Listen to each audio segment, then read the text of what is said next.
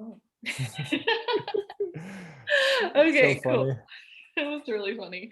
Um, well, if you can just introduce yourself, Caitlin, just tell us your name, how long you've been traveling for, what kind of healthcare professional you are, where you currently are on assignment in your hometown, and then if you have experienced burnout or compassion fatigue before. Gotcha. So I actually just graduated in December, so I'm only on Oh, my second rotation nice. out in the field. So I'm kind of fresh to say, but I'm in Ohio currently, and I am a physical therapist. Right on. Cool. Cool. And then have you experienced burnout or you're just like curious about it? I definitely have heard a lot as a new grad. I feel like you kind of come out ready to go, but you also have that, burnout from, clinicals, and this whole year with COVID, I feel like has Mhm. just really put a stress on everybody and having to deal with the ever changing protocols and stuff like that. So I feel like I have the COVID burnout. Awesome. Well, not awesome, but I'm glad that you're here to learn more about it and just have like awareness and educating yourself on it. Um, I'll just introduce myself. I'm Emily Chang. I'm one of the co-founders of MedVenture app. I'm a traveling nurse and I've been traveling for 3 years now. I'm currently on a part-time COVID vaccination assignment in Tacoma, Washington, and my hometown is in New York. And I've definitely experienced burnout many times, probably 2 times now, really badly in the ICU, and then definitely have experienced compassion fatigue. And I think I'm also experiencing burnout in entrepreneurship right now. So I'm really excited to just learn more about Logan and all his strategies. So yeah, tell us a little bit more about you, Logan.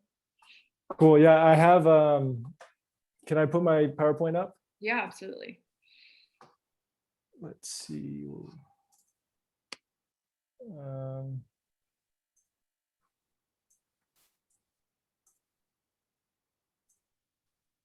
cool. Caitlin, you got a open house today for you since you're the only one here. So ask Yep. all the questions you want All right. in between slides. So today we'll just cover. We'll jump into my story first, why I started this company and the services. We'll talk about burnout and compassion fatigue, the causes, the symptoms, how to deal with it and heal, and is this really avoidable in healthcare, and then the services I provide. So for me, I was a very fresh new grad who got a job in the ICU. I was extremely stoked about it, in more of a rural hospital. Got my foot in the door, loved working. And then eventually I started to notice signs of really high stress in the form of eczema, which I had when I was a child. And when I started the new job, I loved it for the first couple of months. And then I slowly started to see small signs that my eczema was getting worse, right? So I ended up switching to a hospital that was more aligned with my needs. And it was actually more challenging for me, which I wanted at the time. Level 2 trauma center in the ICU. Learned a lot, had tons of different types of patients, had some tough shifts, had some fun shifts. And I really enjoyed it at first. And then the enjoyment started to slip away as the eczema got worse. And you can see in this photo here how bad it actually got. And I really started losing faith in what I was doing, because when you show up to work and you're covered in blood from scratching the night before, and you get no sleep, and you're going into an already really high stress environment with 2 hours of sleep, and people are looking at you like you're the patient. It completely strips you away of your mind, body, and spirit, and you don't want to be there anymore. For the first time in my life, I started struggling with depression, and this is in a career that I worked so hard for to care for others and to give my all for them. And it was my dream job. And how could this happen in my dream job? And one of the big changing points for me was I was going to see all these doctors, and they tell me that this is something that I'll never be able to cure. It's hereditary, and I didn't believe them. And I was losing hope, but then it was kind of like a wave. I would keep fighting, right? And then one day in October 2019, I walk into work and hear the news that my coworker, Brian, who you can see here, he committed suicide. And Brian was probably the most jaded out of everyone. Not all the coworkers, pretty much, unfortunately, not. If anyone was going to do it, I hate to say it, it was Brian. And the biggest problem with that statement that I just made is many of us knew, but we didn't know how to help him because we all tried. He had a lot of friends at work. A lot of people still liked him. There was still light left in the guy, but he was very jaded. He had signs of extreme burnout in the forms of just overworking himself. So instead of looking tired, he'd actually just work more and mask all the fatigue with just a constant state of work and override.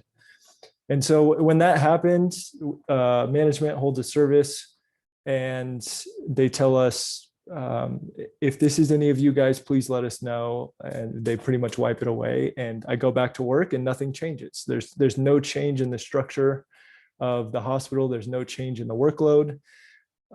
Somebody in our profession, somebody in our unit just killed themselves and there's no change. And so for me at that point in my life, with what I was already dealing with, I've had enough. And I decided to do what any rational 25-year-old would do. I quit my job and I booked a one-way ticket to South America. And I arrived in Colombia, where I am now, in February 2020. And I really had no plan other than try and find out what the heck was wrong with me. And quarantine hit in March, right when I showed up. And that forced me into a period of introspection, of investing in myself, of learning from people who had skill sets in really caring for themselves and loving themselves. And so this launched me on a year-long journey. And one day I had the epiphany to help healthcare workers with all the things I'd been learning. And flash forward a year from there, I completely healed my eczema, which doctors told me was impossible. And yeah, now here I am helping healthcare workers through programs to love themselves more and prevent and understand burnout. And the main mission with my company is spreading mental health awareness in healthcare, because we are the people who you walk into work and you are not allowed to be emotional. You're not allowed to cry when a patient dies. You're not allowed to be angry when management throws another pizza party. And you're kind of forced to play within the confines and take all the emotional burden and just stuff it down, because you can't show any emotions. And this, from what I saw in my own disease, if we don't release our emotions properly, we will become sick. And I think mental health awareness for healthcare workers is extremely important, because if our healthcare workers continue to burn out at the rates they're burning out, especially with COVID, we're going to have no one left. So any questions there? I know that was a rough story.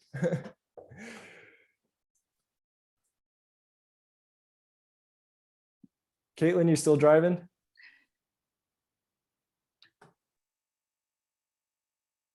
Cool. Emily, anything?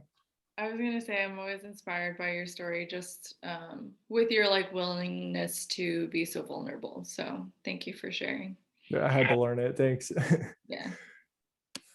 Yeah. So next slide, burnout versus compassion fatigue. So they are different. One thing to keep in mind is compassion fatigue can often lead to burnout, not the other way around. So what is burnout exactly? It's a state of emotional, physical, and mental exhaustion. And it's caused by prolonged stress. So if you have just a short-term stressor, that can generally be compassion fatigue, which we'll get into in the next slide. But when it comes to just long-term stress, that's when burnout starts to manifest. And I describe it personally as a quicksand. You feel stuck. You feel like anything you do, you can't get out. It's kind of like a depression. And the way to get out is to pretty much grab someone's hand. But a lot of people, when they're burnt out, they don't really feel anything anymore. So they don't really feel like there's a problem. And the scientific way to diagnose this is 3 signs: emotional exhaustion, cynicism and jadedness, and lack of purpose. So that's burnout. For compassion fatigue, this is really important to understand because every single person in society will most likely, if they have to step up into a leadership role with family, especially healthcare workers, you're going to eventually in your life take care of someone, unless you just are okay with putting your parents in a nursing home. And compassion fatigue basically takes the form of you are helping others way more than you're helping yourself. You're filling your cup, you're filling other people's cups way more than you're filling your own. And I mean, I've seen this in my own family members. My great grandma, she had dementia, and the care that the family members had to provide for her, it's very draining. And if you don't take care of yourself, it will cause issues and eventually lead to burnout. Compassion fatigue is a friendlier term for secondary trauma stress disorder, which is very similar to PTSD. And I can recognize now when I had compassion fatigue, a patient that I had one night, I walked into the room. He was med-surg status in the ICU, checked everything with the doctors. They gave me the protocols and basically said, don't worry. And I walked into the room and he's laying face down on the floor, bleeding out, and I got to rush him to CT, get 6 people just to load him into the bed. And he ended up passing. And I remember on that night, I had an out-of-body experience, and it was I'd never experienced it before, but if you look at the diagnosis criteria for PTSD, it definitely fit that criteria. So it was related to, or it was compassion fatigue, I would say. And the way to beat compassion fatigue, which I'll cover later on, it's through self-care. Any questions, Em? Cool. So famous Dalai Lama, he says, if you feel burnout setting in, if you feel demoralized and exhausted, it is best for the sake of everyone to withdraw and restore yourself. And I put this quote in here because I haven't seen it in as bad as in healthcare. Many of us just think that the more we work, the better it's going to get. And especially for the travel nurses, the people who have MedVenture's app and everything, you have one of the greatest jobs in the terms of being able to restore. So instead of picking up an extra assignment, you can spend 1 month off as long as your finances are in order. And the reason I was able to leave the situation I was in and move to another country and heal was because I had my finances in order. So just some food for thought. So the main causes of burnout versus compassion fatigue. Burnout is going to primarily be related to your environment. Now, I still am going to always stress self-care. It's very important.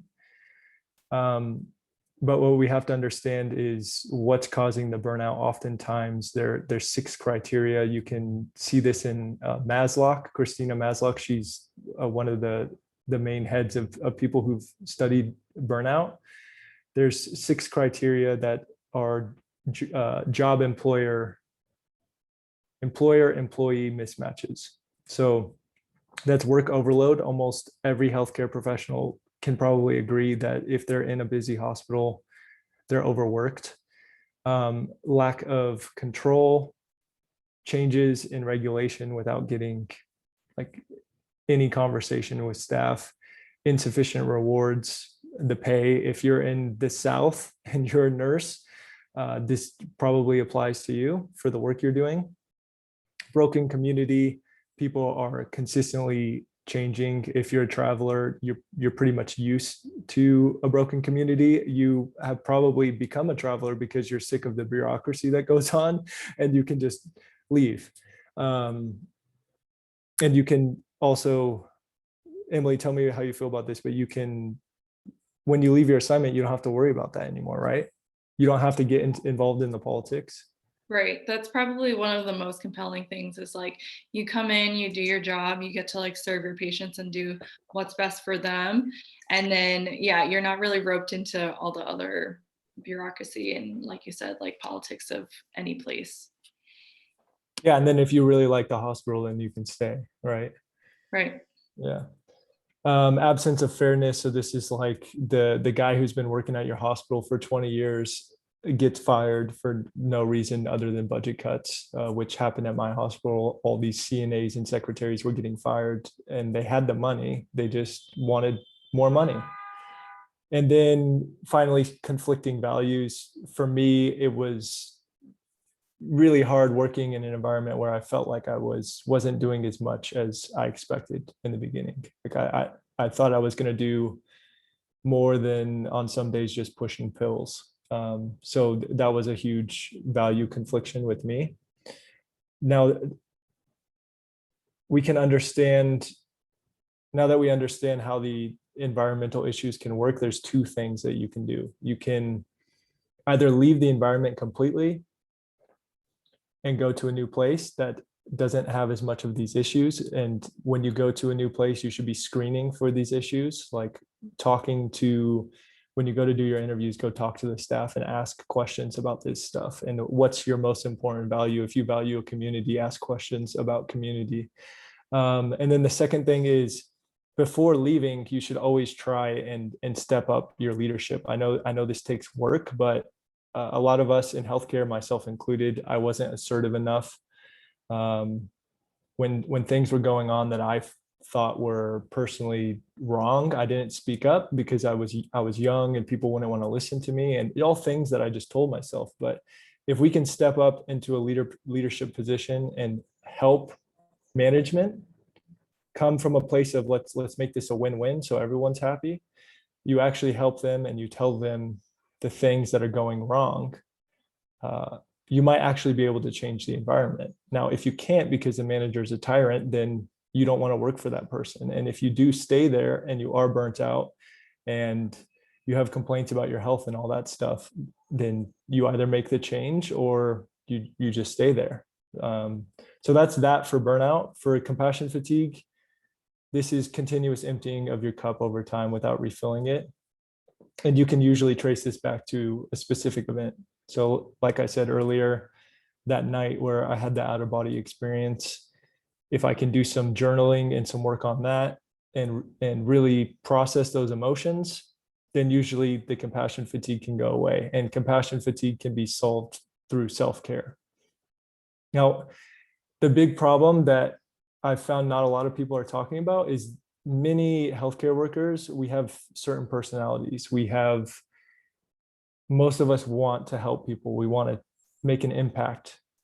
We want to change people's lives. And I believe every human has this innately in them, but healthcare workers in particular, many of us have something that happened in childhood that we've been taught that we need to give more than we receive. And for me, I had a parent in my family who had borderline personality disorder, and I didn't realize this until last year. And many of the reasons that I didn't have my own boundaries, I didn't know my own needs, I wasn't assertive, was because I was constantly walking on eggshells as a kid around this parent, and it forced me to always think about the needs of other people first. So then when I step into the hospital and healthcare, I'm putting every single patient before myself, and I don't even know these people. And oftentimes it can be linked back to a childhood pattern. And until we fix this pattern, we can't fix our self-care. Thoughts, Emily? No, it's all just resonating really loudly. Yeah, this is great. Caitlin, anything? Nope, just reflecting as well. It's really interesting Cool. information though. Don't think too hard while you're driving, okay? Okay. I'll try not to. Awesome. So as I stated before, the 3 symptoms, I'll dive a little bit deeper here. So with burnout, emotional exhaustion is number 1. Most of us in healthcare, we are high performers. Like if you got through nursing school, I automatically label you as a high performer in some way. You have drive, right? With the emotional and the physical exhaustion that comes with nursing, we've all seen this, we've all experienced it. And Caitlin, sorry, all of healthcare, not just nursing. The exhaustion that comes is you come home after working 3 days in a row, 12-hour shifts. And what do? You probably want to do something like maybe go out into nature or hang out with friends, but you spend day number 4 of after 3 shifts watching Netflix all day, and then you barely recharge your battery, and then the next day maybe you go out with family, have some drinks, and then the next day your battery's at 70% now, and then another 4 shifts. And over time, this stress is just going to accumulate and cause even more exhaustion. Number 2, cynicism.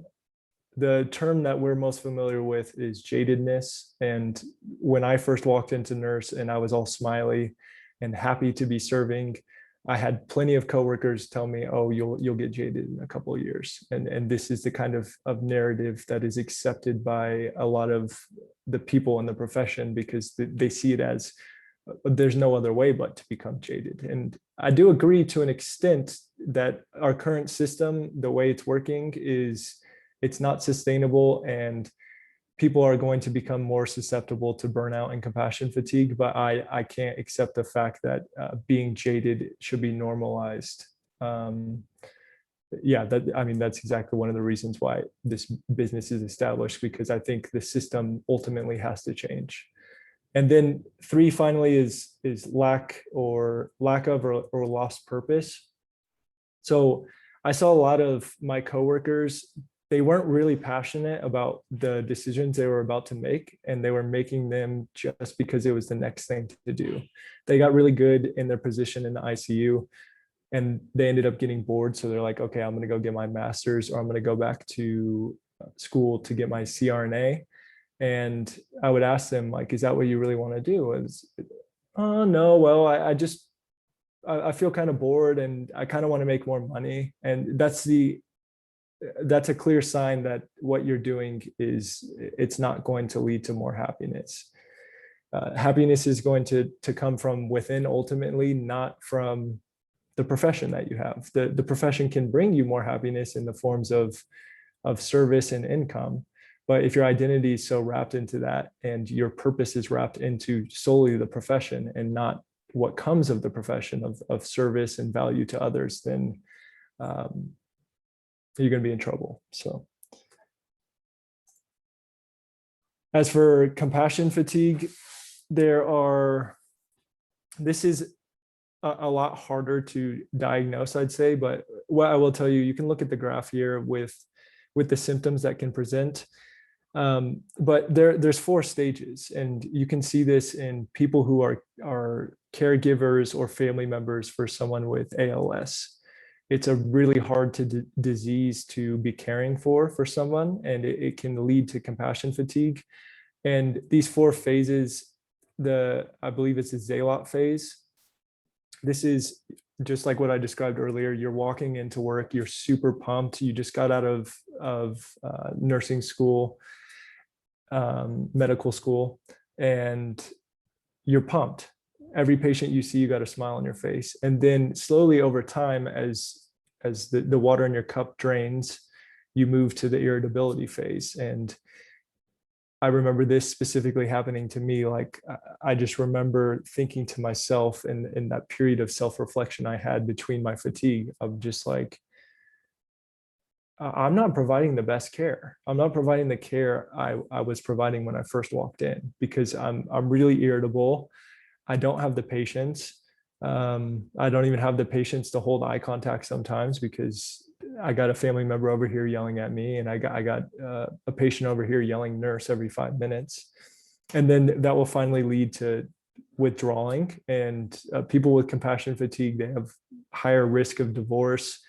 Your family members will see that you're changing, that you're really losing your empathy, because the ones who are going to suffer from compassion fatigue are generally empathetic people, most healthcare workers. You're going to lose your empathy. And then finally, you just turn into a zombie, which ultimately is going to lead to burnout and just lack of feeling. Emily, anything you want to share about your own experience with burnout and compassion fatigue? I think it's pretty textbook, everything that you're explaining in terms of like the steps and everything. Yeah, I mean, I've experienced the whole gamut. I think it is such a shame that it's so much of the normalized culture, especially when you work in inpatient and also in like high acuity areas such as ICU, ER. And I think that type of normalness is really taught from like top down, from like management to older nurses and then to like new grads and everything. And then that's almost like an expectation. And I kind of feel like it's a self-fulfilling prophecy. Once you hear that, you're like, oh, this is like what I'm going to become inevitably. And we're so influenced by not only the environment that we're in, but the people in the environment, right? So if everyone around you is feeling that, you're going to start taking on that energy as well. So I mean, I experienced that so often in my home hospital. And then when I left, that was the first time I experienced burnout and compassion fatigue. And then I thought travel healthcare was going to help, and it did a little bit. But I still saw that same culture like throughout. I've been to 7 different hospitals at this point. So I just kept seeing that theme amongst all the hospitals. And I mean, it's very apparent that the culture does really need to change. So deeply rooted. I guess for me, I have hope that it'll change, but with any change, it'll take a lot of time and commitment from everybody. Yeah, and I think at the end of the day, it has to stem from the employed demanding more, because we are just like somebody who chooses to stay in a relationship that's toxic. We're enabling the behavior. Right.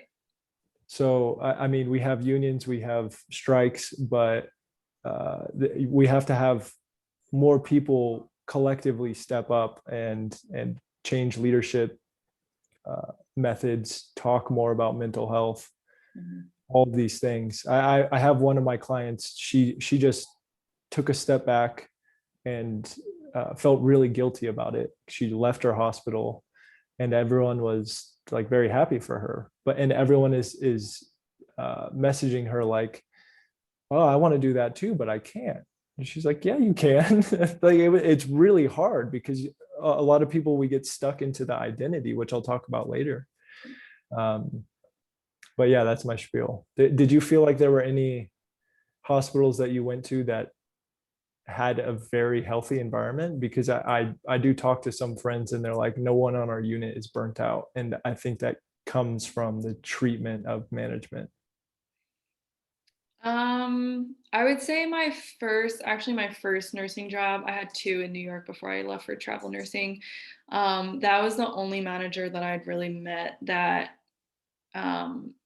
really supported the staff.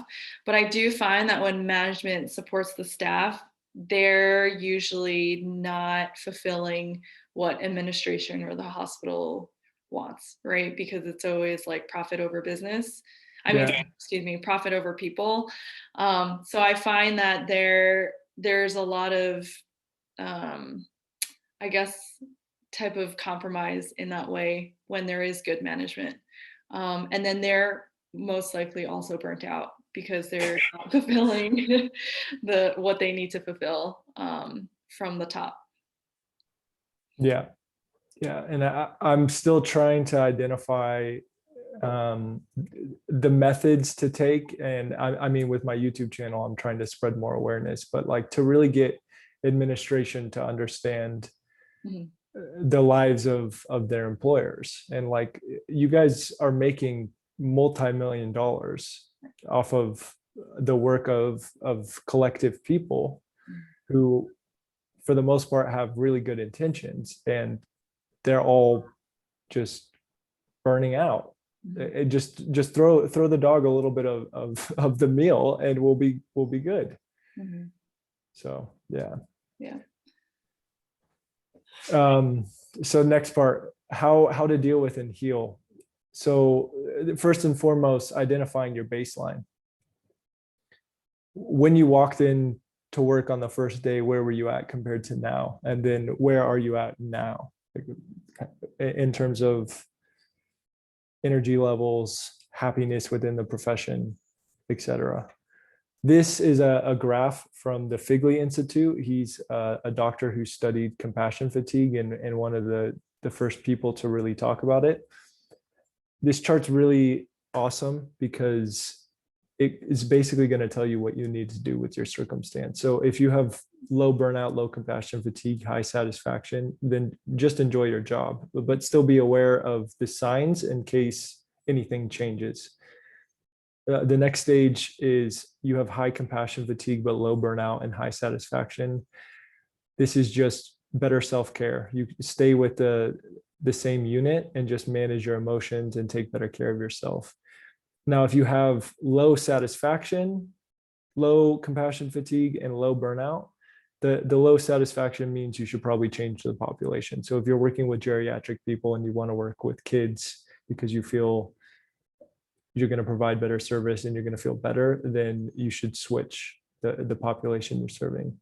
Now, if you have high burnout, you're going to want to change units or change hospitals due to the toxicity. But like I said before, it's better to try and step up and help management make changes from a place of compromise, because at the end of the day, if they fire you because of that, you don't want to work for them.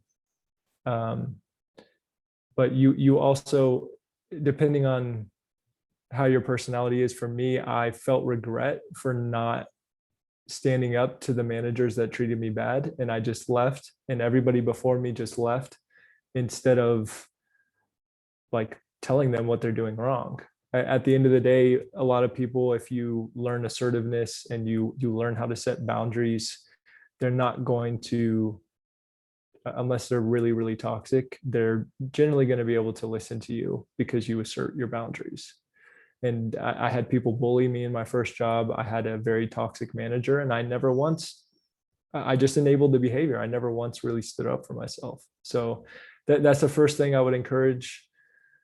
And then from there, you can change your jobs. But if you make the change before really trying to change the environment itself and improve your communication, after all, you're going to maybe go to a new hospital or a new unit, and that situation can pop up because at any day, a new manager can come in. And if you have not developed the assertiveness and the leadership skills, then that issue can just come up again, and you're going to have to face it then. So now, if you have high burnout, high compassion fatigue, and low satisfaction, then healthcare, whatever position you're in, it's probably not for you, and you should be looking at potentially a career change. So, questions, Em? No? Cool. So here's me when I was looking nice and burnt out. The question of the day is this avoidable, being a healthcare worker, right? Is this something that's inevitable? And I used to think it was inevitable, but now I think it is completely avoidable as long as you're aware. If you don't know what you don't know, and if you don't know the signs, if you are clinging to the identity you have of the way you work and nothing can change, you're going to go, then it's inevitable. But if you keep an open mind with awareness, you learn about burnout, you learn about how to care for yourself, and you really learn how to love yourself more at the end of the day, then you can completely prevent it. But I think a lot of the times we stay in professions that aren't serving us anymore, or units that aren't serving us anymore. And we just stay there, and instead of really saying, no, I deserve more. And this can be seen in your relationships. It can be seen in your job. It can be seen in not following your dreams. But at the end of the day, if you really love yourself and you are not aligned with where you're at, then you'll make a change. So I totally think it's avoidable. For me, here are the 6 ways to change, my recommendations. So first is understanding burnout and compassion fatigue. Plenty of resources on my YouTube channel. I recommend reading books like, there's a new one by Sarah Kipper called The Thriving Giver. It just came out, really good. So learning more about it so you can see it in your coworkers and you can see it in yourself. If more coworkers called each other out saying you're burnt out, like, go home, I'll cover for you, we wouldn't have as many problems. Like that, we all strive for a sense of community, but unfortunately we have these rules, these confines in the healthcare system that a lot of us feel we need to follow. And at the end of the day, we can literally just say, hey, like, I learned about burnout and it looks like you're experiencing these signs, like, go get some rest, man. That will change a lot the more people become aware of this and talk about it, because I know in nursing school, in my own experience, it was like I was trained to be a martyr. Just like all you think about is advocating and serving for your patient. We're going to give you one lecture on self-care and bubble baths, and that's pretty much it. So number 2, as I said before, love and self-awareness. This is the deep work. This is learning skill sets that are going to make you stronger. Meditation, breath work, inner child work, shadow work. If you need it, seeing a therapist, really working on, like I said earlier, your belief systems, what you have deep inside from childhood, the things that aren't serving you anymore. When you can release those, you can love yourself more. And when you love yourself more, you will demand more for yourself, demand more for yourself from others, and you will also take better care of yourself. Number 3 is vision. A problem I've seen, and I had this as well, it was I would wake up every day and my plan was I was going to retire at 65 with money in the bank. And for most of us, that's not actually a vision that we created ourselves. It's a vision that society has created for us. And so we really got to dial down, what do we want in the next 5 years? What do we want in the next 10 years? What does our life look like 40 years from now? Do we want to still be working bedside in the ICU? I had some coworkers who were 75 and they were still working because they didn't have a vision when they were younger. They spent all their money and they're still working to this day with really hurt backs and really bad attitudes. And so if we can craft a vision, this is why stuff like vision boards are so popular nowadays. It's, if you can visualize what you want, you're going to be able to make it happen. And oftentimes, if we're in a profession that doesn't necessarily align with us, that's not a bad thing, as long as our vision is there and where we're at right now is taking us towards that vision. But if you are working in a place that doesn't necessarily align and you have no plan, you're going to end up here. 10 years later, you're going to wake up and it's going to be the same. You'll probably have plantar fasciitis and a hurt back, and you'll be wondering what happened. So yeah, mapping out a vision is very important. Number 4, identity. When we get a couple of letters next to our name, it feels really good at graduation, but oftentimes I found myself only spending time with other nurses, only talking about Dignity shields and and pericare and just 18 gauge IVs all day. And we become oftentimes overly identified with our profession. Society reveres everyone in healthcare now as a hero, and that title kind of removes us from our own humanity. Because I know I don't have superpowers. I may have superpowers in my personality, but I don't think any healthcare worker really is a superhero. I think we're all human, and we need to put our humanity first, and then the care second. And oftentimes I've seen with some of the clients I work with and my own coworkers was they put their identity as a nurse first, and everything in their life revolved around that identity as a nurse, and their dreams were second, fell on the wayside. Yeah, this is just having activities outside of nursing where you're not going out every night after a shift with your coworkers getting drinks and talking about nursing stuff, and only going to parties with people in the hospital, and only spending time with nurses and doctors. You can have all of these friends, but you got to find hobbies and activities that can allow you to detach from that identity, so then you can really map out your vision. Very important. And then number 5, at the end of the day, you are the prize. So many people in healthcare are afraid of being fired. They're afraid of lawsuits. They're afraid of not having enough money for retirement. And I've heard this so many times that like what happened with Brian, the next day he was replaced. But at the end of the day, you can replace your employer just as much as they can replace you. And this is especially true in healthcare because you have a skill set that is very valued. There are always going to be hospitals that need somebody to step up. And if you work on yourself enough, and if you work on assertiveness, leadership skills, etc., you're going to be able to nail any interview that you have. You're going to be able to step into a hospital and people are going to respect you. And you're going to be able to really choose the hospital instead of it choosing you because you need the money. And then number 6, finally, is taking full ownership for your own reality. I fell victim to this, and I saw a lot of my friends falling victim to this.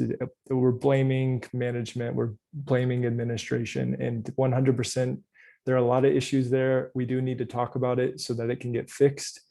But we also need to focus on the things we can control. I think there's scientific research about, I think there's about 95% of the things in our reality we actually can't control. And the other 5% we can. And for most people, they're only controlling 1% of that. So how can we focus on that 5% of our mood, our feelings, our emotions, how we're going to show up, what we want to become? When we take ownership of these things, the external environment can't mess with us as much. So that's my spiel. Any questions, Em? Oh, so good. I've got the slide about my program, but if you have any questions before we jump to this. Yeah, sure. How do you feel like maybe can you like name some ways that are really good for coping with the emotional experiences that we encounter in healthcare? Because I feel like so often I've recognized this in a lot of my friends of just like poor coping mechanisms. So whether that's like through drinking, drugs, partying, or even through like relationships, just like to numb out like whatever experiences we're having, and then those things like you said, like stack up. And then even, I mean, I've seen this, and I've actually done this a lot too as a traveling healthcare professional. I was trying to like mask up all my issues with adventures too. I was like trying to escape like whatever I needed to process. And then I've like pretty much like stopped that cycle to be like, no, I need to like process what I'm going through. And it's like, so that I can actually release it and let go of it and move on. So any ideas there? Yeah, it's at the end of the day, it's a journey. It's going to be very rocky. It's going to be very difficult. I had also struggled with the escapism. Every month I was traveling to a new country or a new state, trying to just completely block off everything I had gone through instead of emotionally processing it. So if you're not meditating as a healthcare worker, I know it can be hard if you're burnt out. This needs to be a staple. Breathwork as well. I have a free breathwork training course. It's a video course that will help you significantly. Something that I learned when I first got here in Colombia. And as for the emotional processing, there's something called the feelings wheel. You can look this up on Google. And it's a wheel and it will have all types of feelings. And in the middle, it will have your main emotions, sadness, anger, happiness, right? And then it'll have descriptive words for that. And why am I bringing this up out of everything? Because most of us, especially in healthcare, we try to mask the bad feelings. I think most people in society try and do this. And we have to realize that our feelings and our emotions are there for a reason. And when we can understand why they're coming up and why we feel that way, and we can release them through first awareness, they're not going to hang on anymore. And through my own experience with eczema, I realized that a lot of disease is actually caused by hanging on to emotions. And so we first have to really get in tune with emotions. That's why I bring up like breath work and meditation, because these are tools to sit with them and to be bored and to not take another drink or watch another episode or go on another trip. Just sit with yourself and feel. That's how we can really kind of get back into our real essence, I would say. Yeah, I totally agree with that. I think so often we're taught, I mean, at least me personally, I'm like taught that emotion, like there's like negative labeled emotions and then there's positive labeled emotions, but we're not taught that, you know, the spectrum of emotions, they're all valid and they're all, you know, we need to like honor them. And like you said, like process them to be able to let go of them. I feel like especially with COVID, it's so much of the stacking of the internalization of all these emotions that it's going to take so much intentional work to move through them. And I feel like, you know, we're not taught how to do that. And I think a lot of the times there's so much stigma with feeling the emotion with like, you're not strong enough to like be in this environment or to go through like death and disease. And frankly, that's just not a normal human experience to have over and over and over again without processing it. And I think I've like taught so many like new grads and nursing students about this and stuff because again, it's like not taught to us. And through like my own experience, I'm like, that's just not a healthy way to go through this stuff. And then it is like trauma. And people have asked me like, oh, that's kind of a dramatic word. I was like, no, it's not. That's what we're going through. Yeah, exactly. I mean, compassion fatigue is pretty much PTSD, right? Which is trauma. It's secondary trauma. Yeah. And I don't know. It's funny to me when people, it's almost like a form of gaslighting when they tell you that you're not allowed to actually feel this way, or you're too weak. And it's like, look, I just had a conversation with somebody I really liked who I was building a relationship with over several shifts, and they just died. Right. And I met their family and we built a relationship, and I liked the person and who they were, and they just died. And now I get another patient 3 hours later and I haven't even processed any of it. Mm-hmm. And that, yeah. Do you think that, well, I mean, I think in terms of like how to actually move through difficult shifts, like I do think a lot of the processing has to happen like after work, unfortunately, because the fast pace of how inpatient and hospital environments are, you can't really process too much while you're at work. because there just frankly isn't enough time. So, and I also feel like there's like boundaries too when you set in forming those relationships and rapport with your patients, right? I feel like Yeah. there's a certain way to like honor and be there for your patient, but also not like give like 500% where you feel like you know, you can't really process through like losing patients or when there's like poor outcomes and things like that. So yeah, it's a tricky one. I also find it hard though, because at the end of the day, the way I showed up for my patients was I sometimes thought like, if this was my mom in bed, how would I treat them? If I was the family member at the bedside, what kind of relationship would I want with the nurse? And it wouldn't be one of complete loss of emotions. So the nurse is just protecting themselves, because I saw coworkers like that, and they were usually the ones getting complaints. But yeah, if you also don't protect your energy, you're going to burn out. Yeah, I 100% agree with that. I think one thing that I learned in terms of like when there was bad outcomes or when I lost my patients, I personally think I'm a better nurse when I can show up like saying that, oh, what if this was my mom? And I'm giving them the care that I wish that someone I loved or myself would receive. Is like, I go home and I'm like, regardless of whatever outcome, like I did my best. And I couldn't change anything, right? Like everything's in the past. Like it's not like you were any less of a nurse. In that situation, you did everything that you thought was best for the patient, regardless of the outcome. And it's just detaching those things, I felt like was really helpful for me, because so often in the ICU, there aren't a lot, well, it depends, but sometimes there aren't a lot of positive outcomes, and trying to disidentify that from our abilities and then us, our worth. Yeah, exactly. And we have oftentimes after a really tragic event, there's a debrief between staff, but how many of us go home and debrief for our own emotions? Sure. Yeah. Yeah, absolutely. It's more of the debriefing of like the medical things that could have happened, but not like you said, emotionally. But yeah, why don't you share your programs and stuff in your services? Yeah, so started the Bye Bye Burnout program. We have a one-on-one program and also a group program. If you're interested in that, in the group program, you can email me to get on the wait list. You want to learn more about it. So the Bye Bye Burnout program was developed to help people process emotions, move through compassion fatigue, burnout, heal from it.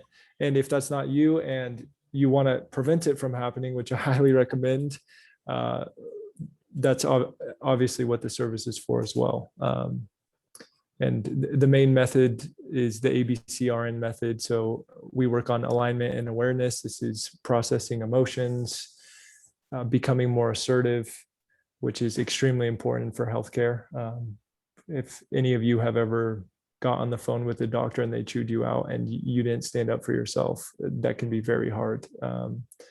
The B is for breathe and balance. This is teaching you to become more present. And like what we were saying earlier, to be able to sit with your emotions and release them. And then care and conquer is really dialing in your self-care routines. So this whole method will basically walk you through it's a 10-week video course.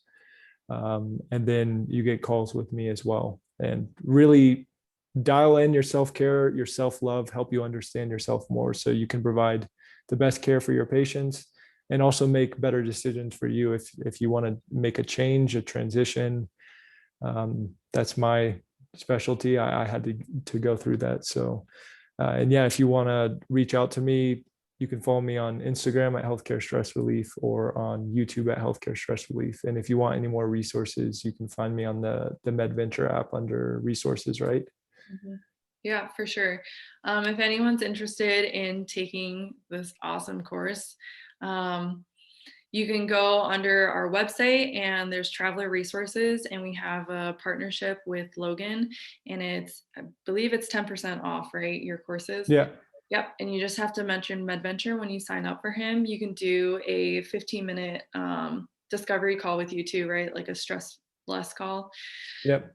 Yeah, to see if there how Logan can help you and to see if it's a good fit.